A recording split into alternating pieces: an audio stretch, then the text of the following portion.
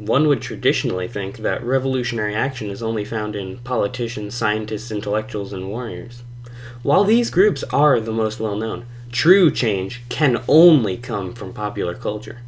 Motown Records founder Berry Gordy may seem like just a man who made a music label, but in earnest, he was the greatest civil rights activist of them all. Berry's tough leadership and complete control over his vision of Motown helped bring the African American into cultural relevancy and led to traditionally white America finally accepting and appreciating black voices. Berry Gordy exemplifies the fact that you don't necessarily need to be a well-liked person to be a great leader. Okay, Tokyo, South America, Australia, France, Germany, UK, Africa.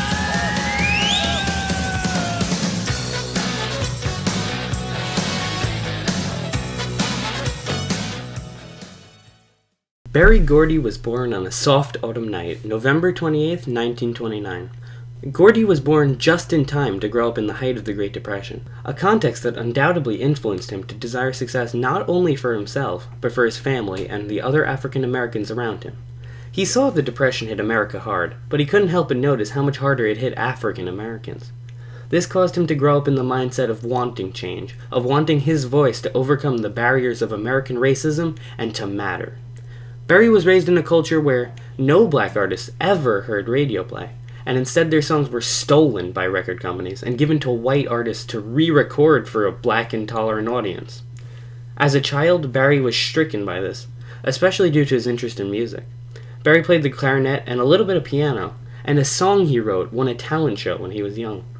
Unfortunately, the economy was tough, and Berry had to put aside his passions to make money to support himself and his family. Dropping out of high school in his junior year, Berry became a professional boxer.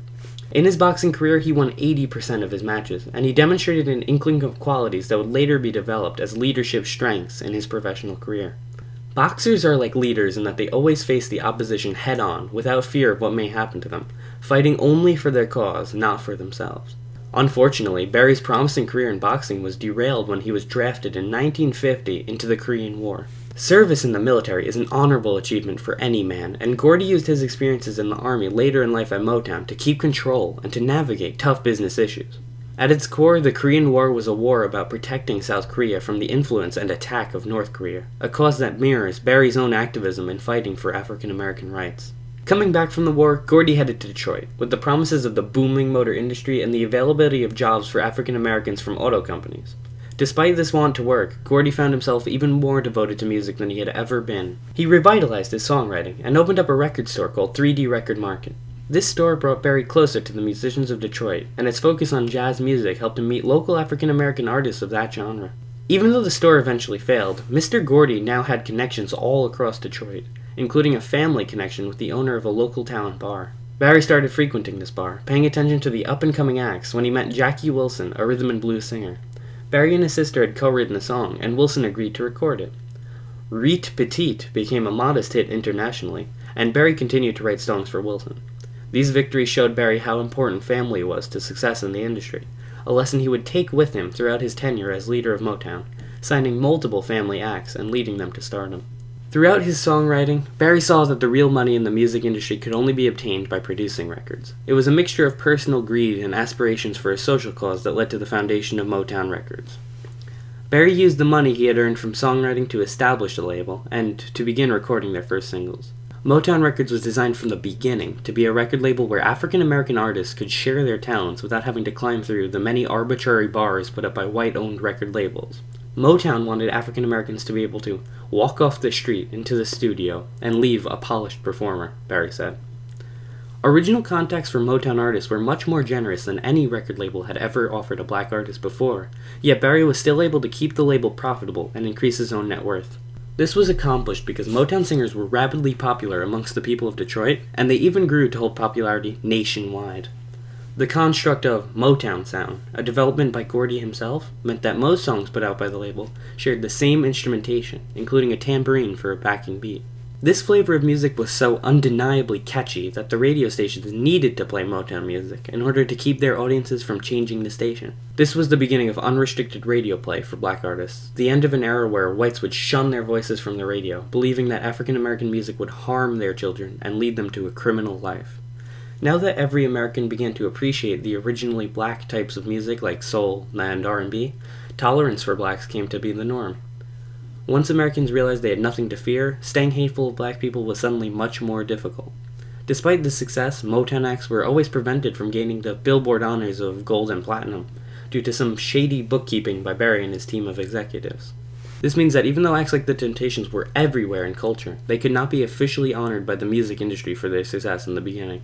This was eventually fixed by Gordy, but not before his relationship with his talented stars were strained.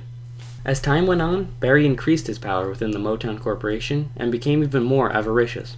New acts were beginning to receive more and more unfavorable terms from the label, with Berry always seeming to increase his margin of revenue. Even while he was abusing his talent, Berry kept his leadership strong and kept them in line. He constantly increased the focus of Motown, gradually expanding the genres it produced, and eventually beginning to produce film. Eventually, this reckless expansion got the better of Gordy, and he succumbed to numerous buyouts from other, larger yet less culturally relevant labels. In this search for profit and business strength, Motown went directly against its original philosophy, with a growing strong section of the future of African American culture getting lost in the trading. Although Berry got rich, Motown is a joke of what it used to be.